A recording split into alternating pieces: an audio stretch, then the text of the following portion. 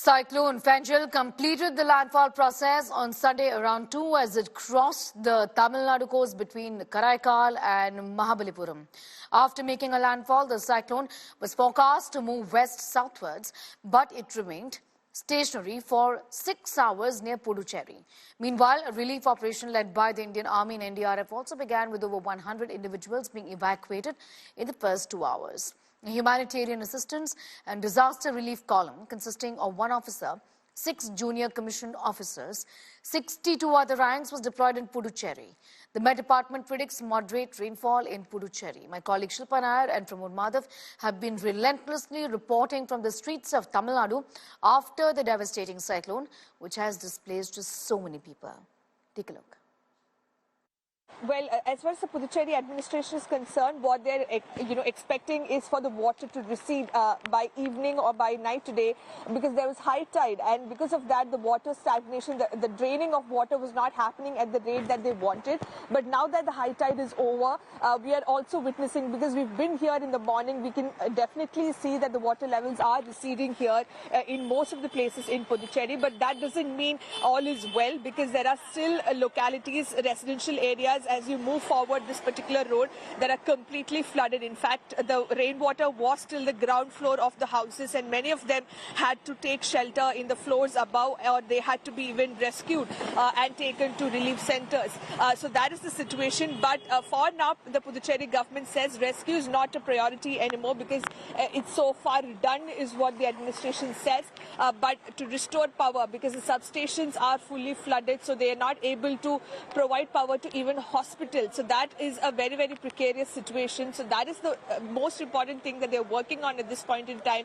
There's no communication network. Most of the communication networks are down. The hospitals are not getting power. The water pumping stations are not getting power. So once power is restored, a lot of things will fall into place, is the idea that the administration has at this point in time. And also to provide relief items. Remember, there are people, many of them stranded inside their homes, not able to come out, venture out and get essential items. Many of them, we've been speaking to them since morning. All of them say, we've not had food, we don't have water, or, shortage of milk, etc. So all of that is also being provided. In fact, the government says they've provided over 60,000 packets of food since yesterday.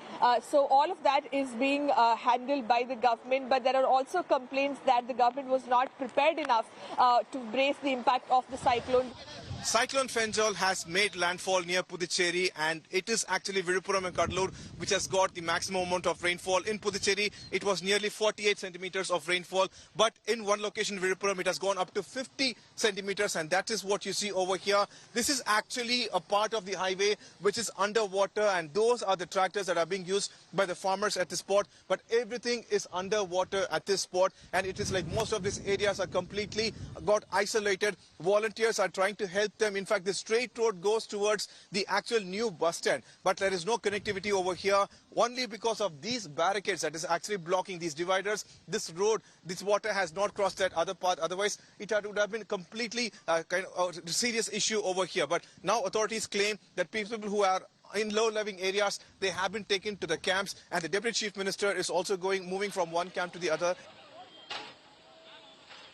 We are at Vilupuram, just like probably 1.5 kilometers from the main bus stand. And these are volunteers. They are not aware what is happening. Earlier, they were only trying to actually regulate traffic and help people who are bringing the bikes, motorbikes like that. But what's happening right now is that a JCB is here, and everybody is much closer to the JCB trying to take picture, and you see like they have broken it, and that's what you see, like complete rocks and everything is here. What the JCB is trying to do is actually break it and make sure that the water immediately flows out. As you could see on the road, it's almost like a feet high, but over there, as people are walking, these are the State Disaster Relief Front, Tamil Nadu Disaster Relief Force. Everybody's actually going over there to rescue the people. They claim that nearly 500 people are here. But the thing is that, like, as they are walking inside, the water level is increasing over there. Over there, you could see another family is being rescued and brought over here, children and women at this spot. And this is what is happening in Vilupuram. Now, as we speak also, one after the other, they are being rescued. Even now, one of the differently abled person is being rescued by an SDRF person over here, and volunteers are also present at the spot. In fact, you could see behind them, families are stuck inside and they're not able to go, because though that location looks like a high area, over here, the water is like really deep and they have children and such. So that's the reason they are actually waiting for some kind of rescue, and they've been stuck here for more than 24 hours.